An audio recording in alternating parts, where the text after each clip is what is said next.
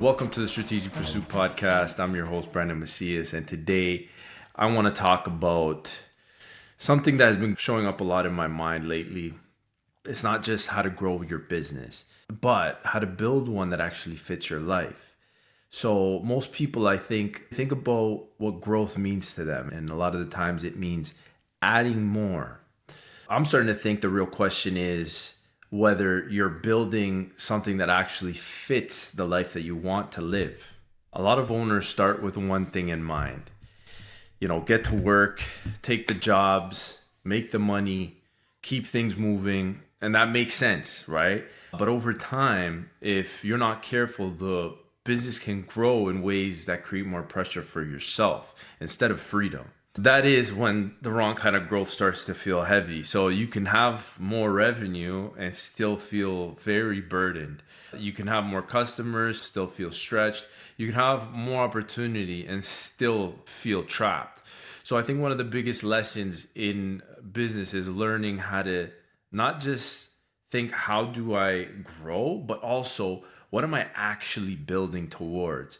It might be a good idea to reverse engineer your life, where at the point that you are now, well, let's go to the retirement stage of your life.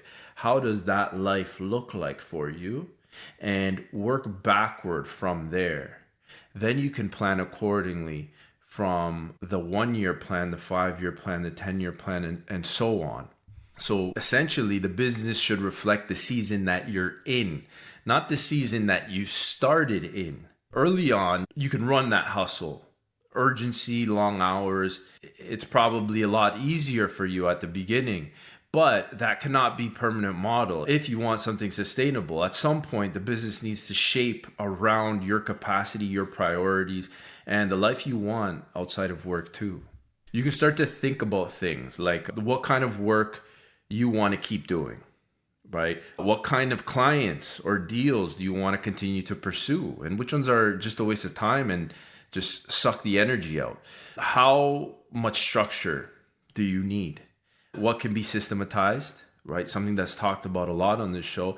And what no longer belongs in the business. You got to be honest about that. That's not a weakness. That is design.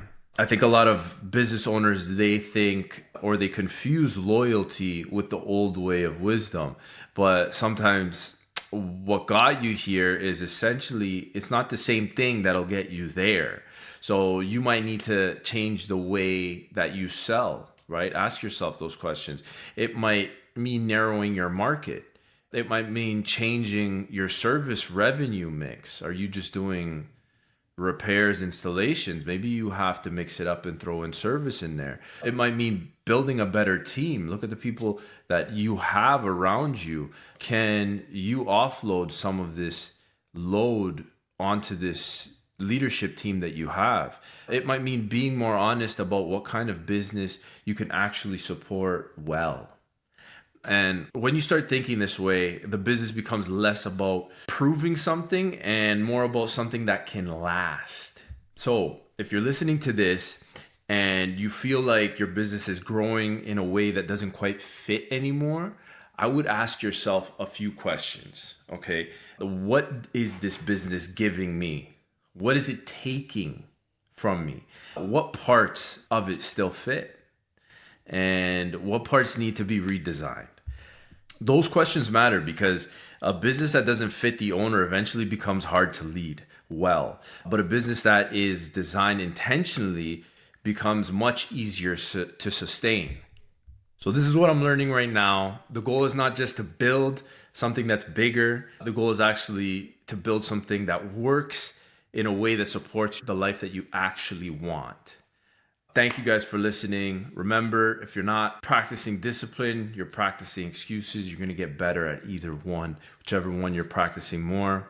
I'll see you guys on the next one.